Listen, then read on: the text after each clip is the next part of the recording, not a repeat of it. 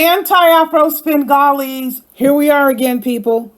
Or maybe we never left. I would venture to say we haven't left. Black on black attacks. They continue, they fester, and they persist. This is why Umar Johnson's name is set in stone when it comes to the space known as the Umar Johnson sector, adjoining streets and blocks, because this is exactly what Umar Johnson does. However, Dumpsey, unfortunately, actually carries a license. Be sure to catch part 1 of this video. It's essential. I have the link below the title so you can catch it, so you can get the context to what you're going to be hearing here.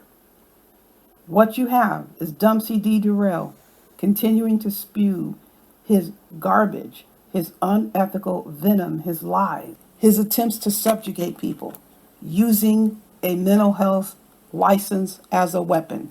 And you heard Grown Man and M3 weighing in on various aspects of Dumpsey's whining and crying. Oh, the irony, people. Do not miss part 1. It's black on black. Safety when it's black on black. And nobody can report me.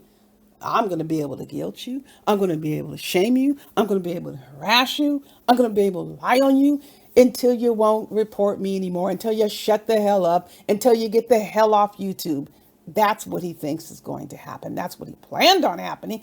That's what he banked on happening. And that's what he miscalculated. I'm here because I need to make sure information is accurately dispensed, that is representing the truth as to the expectations and responsibilities and the ethics as it pertains to providing people with mental health care, whether you are doing that as an individual, whether it's in a couple situation, whether it's in a family therapy context, however the situation is. There are things that are absolutes, that are mainstays in this profession. The first and foremost rule of thumb: the client is the expert in everything involving the client. There is no such thing as somebody going to therapy completely and totally lost, and the therapist has a magical cure that he or she can independently apply to a client. You cannot help a client unless the client agrees to cooperate with you, to help in collaboration, in partnership, to build treatment plans, to cooperate and agree to attempt interventions. If a person is not going to go along, you're not going to be able to help the person. How in the hell is a therapist going to work with a child, for example? Because the child may be the primary client. How are you going to learn anything about a child without talking to the parents or the caregiver or an adult who has a primary role in the child's life? No. Answer this for me. Since he's so smart, let's see how Dumpsey will figure this one out. If you have a child whose behavior is out of control, parents are at the wit's end, or a parent, however, whichever adult is in the child's life, one of the things you have to do, you have to come up with phrases in concert with the parent that the child has never heard before, because it's that one ear out the other. You got to come up with new phrases, have to be generated that will mean something to the child that they know a hell of a lot better than you do. You don't even know the kid. How are you going to come up with a phrase that's relevant to this child since you know so damn much? You can't do it by yourself. You need the help of the parent or the parents. So, numbskull, quit acting like you got ESP and you've been living in that house and you know everything about that child, so you can come up with these phrases to start restructuring the leadership in that home. You don't know what the hell to do without the parent. So quit trying to perpetrate as if you're high and mighty above everybody else. You are nothing without the parents. If you're trying to help out a child who has behavioral problems, you don't know anything unless you're talking to a teacher. You need to do your homework. You do not have the answers sitting up there in your raggedy ass office from 1981, halfway looking at the YouTube screen and being so careless that you go and give 2 of your clients' names on YouTube. You're the one that family's supposed to put their trust in. You're the person who clients should be thinking is so high and mighty, and you're going to solve all their problems. Yeah, this is a person. And let me tell you another reason why I know Dumpsey has no clue about what he's doing when it comes to working with couples or families. He was up here criticizing people for their relationships. Criticize? How are you criticizing? A therapist does not criticize someone in a relationship. It's their choice about whether they're going to stay in a relationship. That is one of the first things you learn. You do not pressure, you do not suggest, you do not recommend. It doesn't matter what's happening in a family. You don't tell people who they're supposed to be with. You don't judge people's relationships. They come to you for help. That is why I'm trying to tell you he doesn't know what the hell he's doing. He doesn't know what the hell he's talking about. The only thing he wants to do is to come on here and bash you all over the head with a license that has a strike on it. Yes, the license has a strike or a mark, whatever you want to say, which means the next time somebody files a complaint, they're going to look at that and they're going to use it against you. They're going to look in your file and see how many of these warning letters went out. And I don't believe I'm the only one that Dumpsey received a warning letter about. See, here's the thing with Texas. Texas doesn't let you know until they discipline you. They didn't even post my warning letter. So you all would have never have known about it unless I said something. You would never have known about it. He didn't tell you he was under disciplinary review.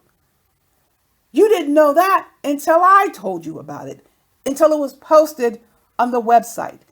Do not believe this fool. You don't know what these other people told Dumpsey. And I can tell you one damn thing for sure, your insurance went up. We don't know whether or not he was rejected from a panel, but he has some questions he has to answer. And I tell you one damn thing, we have straight Medicare billing coming our way. He could be disqualified for what he did. It is Medicare fraud. I don't give a damn if he negotiated something. He stole that money. There were 3 separate complaints that went in on him. And when he gets in trouble again, because it's going to happen, they're going to look at what happened in the past. If you got disciplined once, a smart person would make that the only time. Not Dumpsey. He's still running around here trying to intimidate people, trying to harass people, trying to dissuade people from accessing the law to file complaints. That is problematic in of itself. And that is something that I strongly suggest you stop doing. But as we have seen, Dumpsey doesn't listen to anybody. He's riding high on this false perception of being almighty, being all powerful, refusing to recognize, absolutely will not remember, has completely lost touch with the fact that the license was given to you. The board giveth, the board taketh away. Having a license is not a right. It is a privilege only for those who are responsible enough to use it wisely. And he's already been removed from the right to supervise. He cannot supervise interns or associates, pre-licensed individuals. Do you know what that means to a practice? He's talking about he has this bustling practice with no associates, which means license has not yet been granted. They need to still work on their hours. They used to call them interns, but interns are while you're still in college. But even so, he could possibly, I don't know the laws in Texas, but in this state, there are very strict rules around working in private practice before you're licensed. When I say working, earning hours, because you're not allowed to be paid as an employee. You can get a stipend, like for mileage, but you can't get wages. So he's unable to use any associates who have graduated or any interns who are still in college. That is huge. He can't supervise them because he can't be trusted. He stole that money. He can try to whittle it and water it down all he wants. He has a mark. He has a strike on his license. Who said anything about something not being able to be done? I never said that. I said he has a strike on the license. And it's going to get worse if he continues what he's doing. I don't owe Dumpsey a damn thing. Not a thing. I can complain about you all day, every day. You harassed me for 5 freaking years.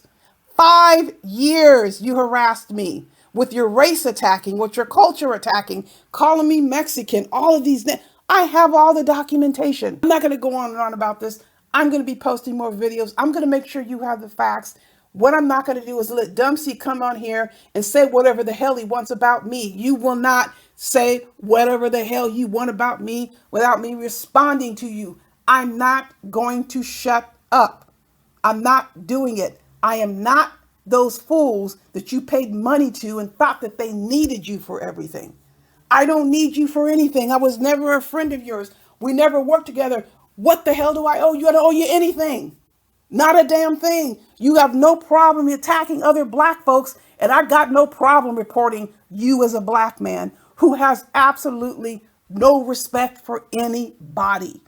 Zero. Not even the people in your chat, because you continuously lie to them. I don't care that you're a black man. It makes no difference. I don't care how much you whine. I don't care how much you cry. I don't care how many stories you make up. You are not going to shut me up. You are not going to take away a single one of my rights. I will do what I want to do, and you have nothing to say about it. Listen, people, let me tell you this. I have more coming down the pike. In the meantime, you know the drill. Buyer beware.